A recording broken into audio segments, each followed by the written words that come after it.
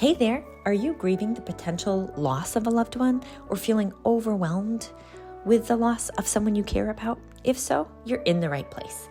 Lisa Hartung here, and this podcast is designed to guide you through topics surrounding death and dying. We'll dive into multifaceted aspects of grief, offering you a blend of personal stories, expert insights, and practical advice for your grief journey. May this be a safe space for you to learn, listen, and ask questions about your own life and loved ones. So grab your favorite beverage and let's dive in. Hello, everyone. Welcome back to another week at the podcast. This week, we're talking all things New York City Marathon. Oh my goodness. Thank you so much for being with me on this journey and supporting me financially, energetically, and all of the messages that have been coming through. I'm just so grateful for this community, for my family, for my friends. And, we always say it takes a village, and it really does. To go back, when my mom was sick with pancreatic cancer, I am a runner. And so I knew, okay, when mom passes, I'm going to need a healthy coping mechanism to help me with my grief. And I said, you know what? I'm already a marathon runner. I'm now going to stand for a purpose.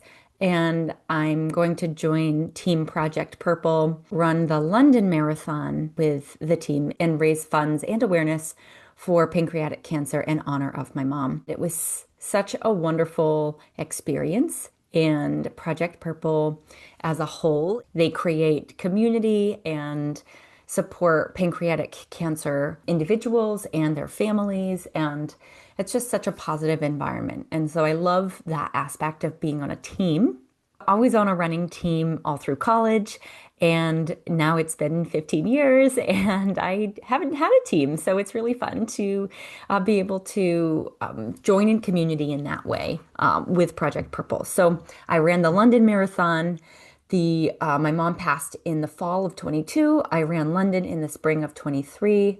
Then I had my son in 24 and said, all right, time to do another marathon with Project Purple. So did New York in 25. So the ultimate goal is to do the Abbott World Majors. So I will be checking those off my list in the next number of years. I only do one marathon per year. But I wanted to talk about just running in general and helping to, or, for listeners who may have just lost someone or are looking for an outlet, that running or exercising, what if it's just walking, is so important for you to get your body moving, get outside, smell the fresh air, feel the sunshine on your skin. It's just really important. And I knew that with marathon training, you have to train, you have to put in the miles and the hours. And if not, then marathon day comes and boy, oh boy, is it hard to get through 26.2. This is all part of the grief journey. So I always say miles for smiles, miles for memories. As you are, walking or running or doing whatever exercise that makes your heart filled with joy, then you're thinking about your loved one. It's almost like they're with you in that moment. And there's something so special about that.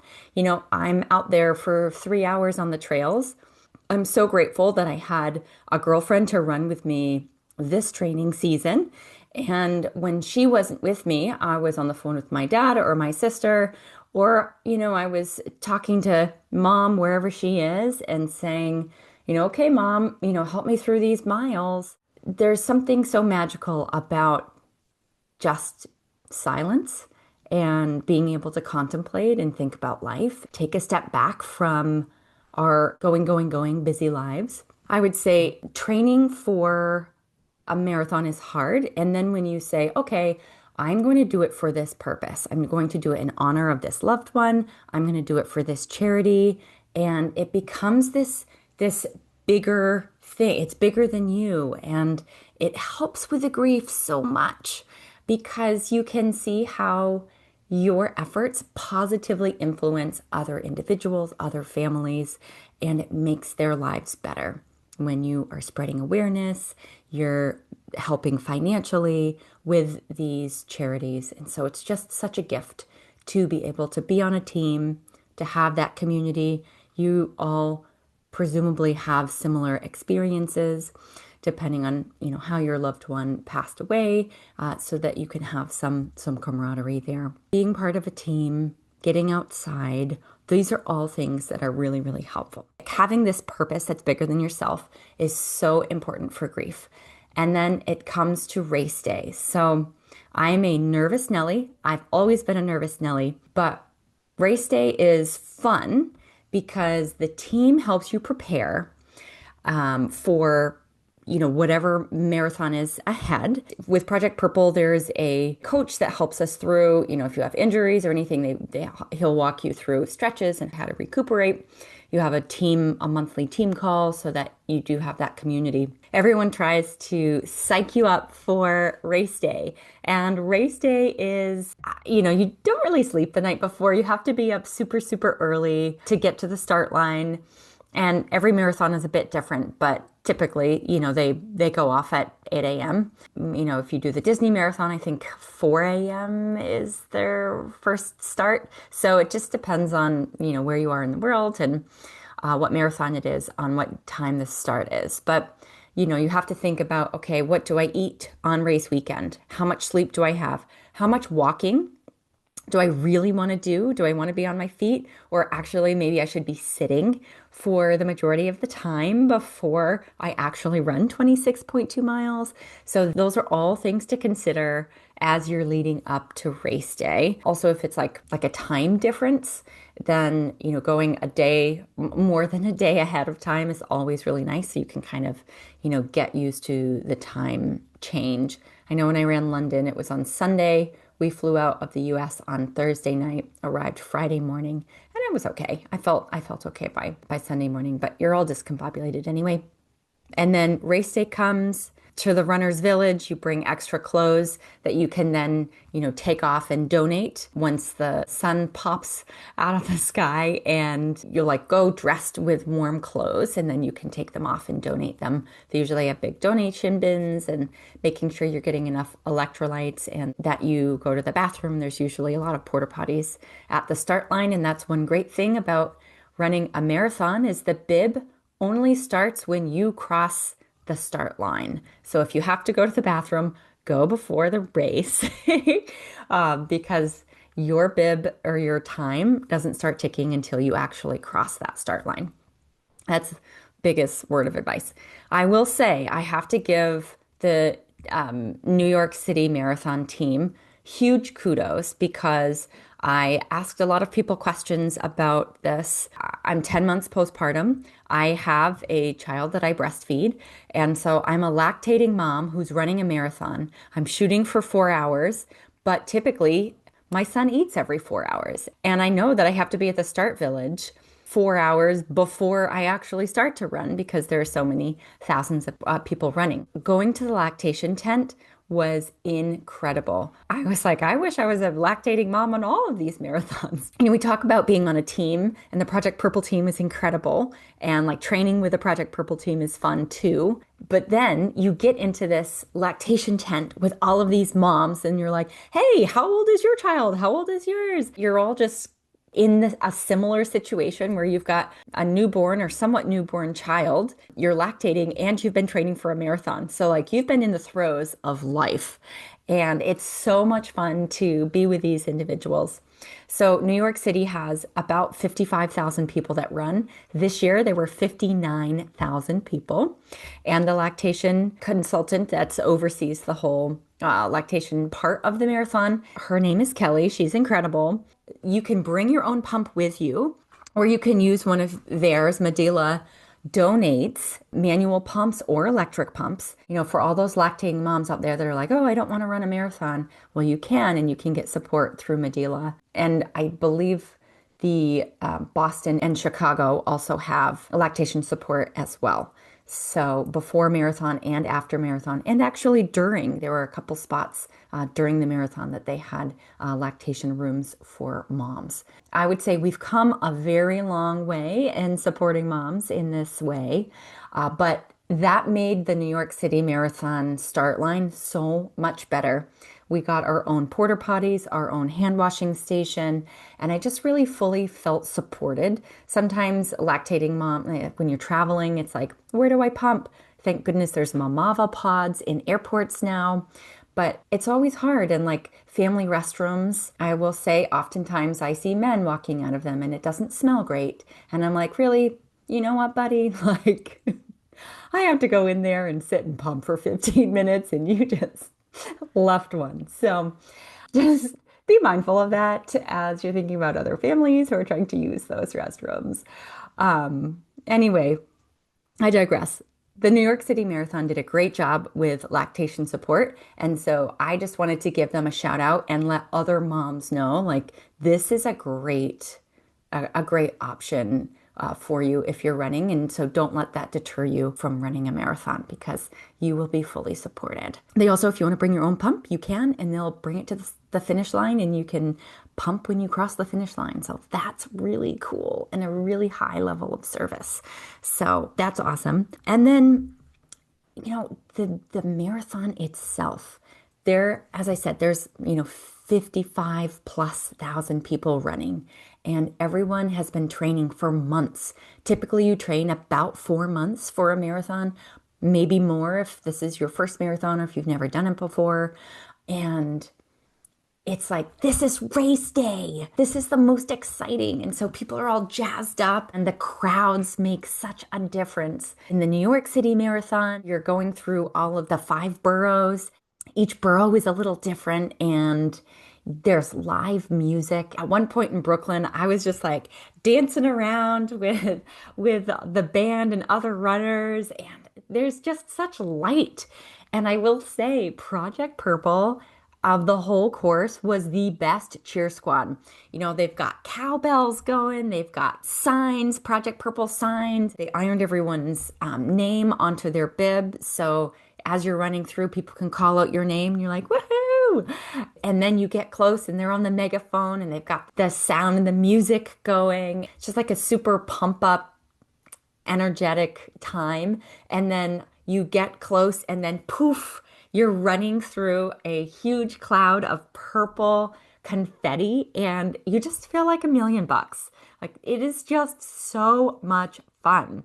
And that's really, I would say the New York City Marathon is fun. That's, if I had to use one word to describe it, that's what it is. There are so many spectators, but it doesn't feel crowded. My husband was like, wow, in London, I was like 10 people deep, but this time I was near the finish and I was able to get, a front row seat to see you. And it's so much fun along the course. If you can say, all right, we're going to be at mile 12 and we're going to be on the right side. So come, runners, come on the right side and see us at mile 12, or then we're going to be at 18 and we're going to be on the left side. So scoot on over to the left side. It's always super fun. Sometimes tracking is really difficult. The apps are great, but one thing that we talked about, we have Find My on our phones that's helpful for tracking. Also, if you have an air tag, you could use that so that your loved ones can track you outside of using any of the marathon apps that they offer. But I would say if you're thinking about doing the New York City Marathon, it's just plain fun. My goal was to do sub 4 hours. My all-time PR is a 3:24. I graduated, as a runner, I graduated from school, and the rite of passage for the runners is to do the Boston Marathon. And so always trying to get a BQ as Boston qualifier.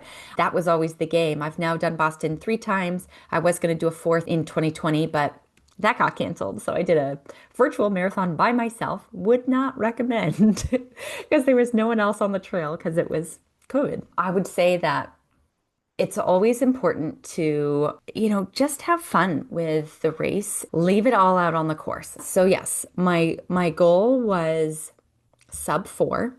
And I had a pace bracelet on. I worked with one thing that's great that the New York City Marathon offers is they have pacers on the course. So you can run with them. I knew as long as I was close to whatever pacer I was shooting for, it would be great and I would be on target because the New York pace, a pacer is someone who runs at a certain time frame every single mile. So you know if you follow them, you're going to get X time.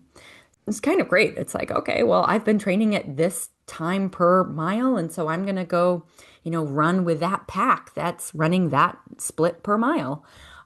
So that was super fun to be with, at least close to that pacer. So I knew what I was doing. And then, there's fuel stations along the way. So you have to hydrate. And then you also have to have fuel, which is energy. I use goo gels.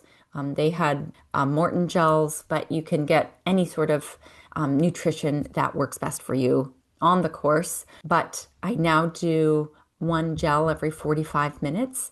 Sometimes it's every 30 minutes. So it just depends on how you feel while you're on the course.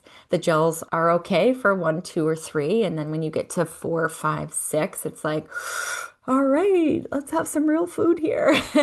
But it's actually the best for digesting while you're running. So anyway, that's kind of the course. And you just hope for the best on weather on the day of. And then otherwise, you really just are rolling with the punches. I ran the Portland, Maine Marathon, the Maine Marathon, one year to qualify for Boston, and it was raining so hard we had to put our bibs sideways because that's the only way that they could monitor us as we were running through the course. So it's just fun, you just roll with the punches. You train so hard for this one day. You see it with Olympians all the time, right? Like you train years for this one race. So really just leave it out all on the track and enjoy those miles and smiles and seeing the fun signs along the course. And they're just so funny. It's funny to see what people come up with. So the crowds are just infectious and it's just such a joy. And then after you finish the race, it's so important to celebrate, like regardless of your time, which I don't know if I said it, but I ended up getting a 3:56. So I wanted to do sub 4. I did a 3:56. That's, if I were to actually be wanting to race in this time, I would shoot for a BQ, which is probably now in my age group, I think it's 3:35. So that's ideally where I want to be later on. But was really happy with the 3:56. And I think regardless of your time, anytime anyone finishes a marathon, it's such a miracle. Like our bodies are incredible. And I would say the longer you're on the course, the stronger you are because you're out there for hours. So kudos to anyone who finishes a marathon. And if you're listening to this and you're like, no way am I ever going to run a marathon, there is a girl, Amanda_Ferrin, Ferrin, and she has far surpassed her life expectancy, and now she walks marathons around the world. And it's pretty incredible to hear her story. So would love to have her on the podcast sometime. It just goes to show anyone can do a marathon if you put your mind to it. And if you are physically unable to, then there are supports that, can be put in place to help you. Team Achilles was on the course on the New York City Marathon. They were wearing bright yellow shirts and they were, a couple people with each individual helping them do the race. It's just so inspiring. I just love, again, it's like there are these forces bigger than ourselves that are helping us through the training and being part of the race day. And we're all on the course together, putting in the miles. It's grit, it's perseverance, and it's determination, and it's hard work. There's just something that, training for a marathon, I think, is also kind of a metaphor for training for life. And, there's ups and downs and all arounds, and you just have to roll with the punches. So I'm celebrating being done with the marathon and having raised money for Project Purple and awareness for pancreatic cancer. The fundraising page will be open through the end of the year. So I would be grateful for any donations that you are interested in supporting Project Purple with. Everyone has a cause that they're interested in. And so thank you so much for being a part of this one. I did want to, for those that are watching this on YouTube, I wanted to show you my Project Purple race bib.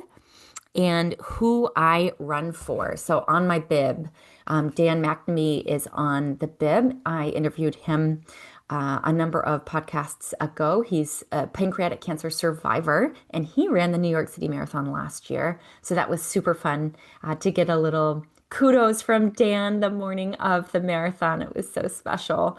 I have my sixth grade teacher, Sue Hanlon Basalian. She was like Miss Frizzle.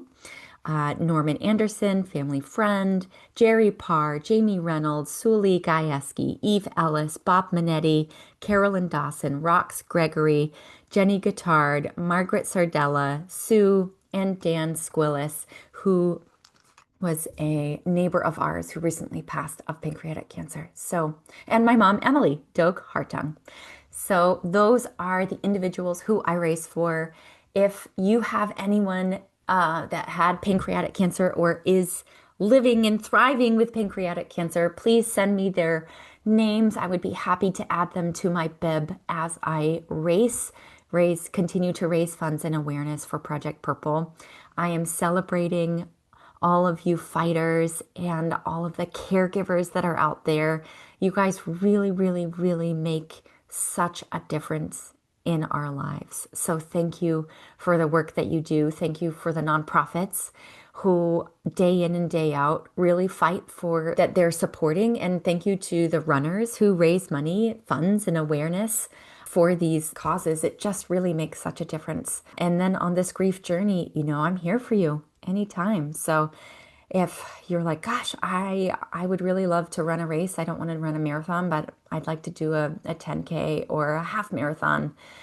DM me. I am happy to help you. I've helped other friends with their races and help them. I think everyone deserves to be coached throughout hard parts of our lives when we need a little extra oomph.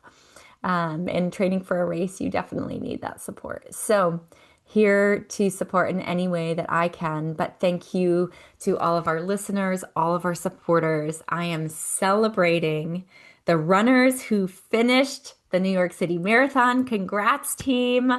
And I am so stoked that I was able to connect with people, meet new friends in the start line corral, meet new other mom friends. But it was such a great race. So looking forward to sharing another marathon journey with you all next year. But thanks for tuning in. I hope everyone has a great week and give yourself grace. This is a busy season as we are heading into the holidays. We will have some more grief support throughout this holiday season. So those episodes are coming up. If there's a specific episode or area that you're like, gosh, I would really like some support with my grief in this area, again, send me a DM, here for you. But thank you all for your support. Thank you, village. Thank you, friends, family. I am so full of gratitude. So hope you all have a wonderful week ahead. Thanks for tuning in, and we'll see you next week. Thanks so much for listening to this week's episode of Giving Grief Grace. If you found the content interesting and think it could help a friend or a loved one, please share it with them. Subscribe to this podcast and get a weekly dose of positivity. And while you're at it, please leave a review. If you enjoyed the show and want to support me financially on my grief journey, I'm raising funds for Project Purple, a nonprofit whose mission is to see a world without pancreatic cancer.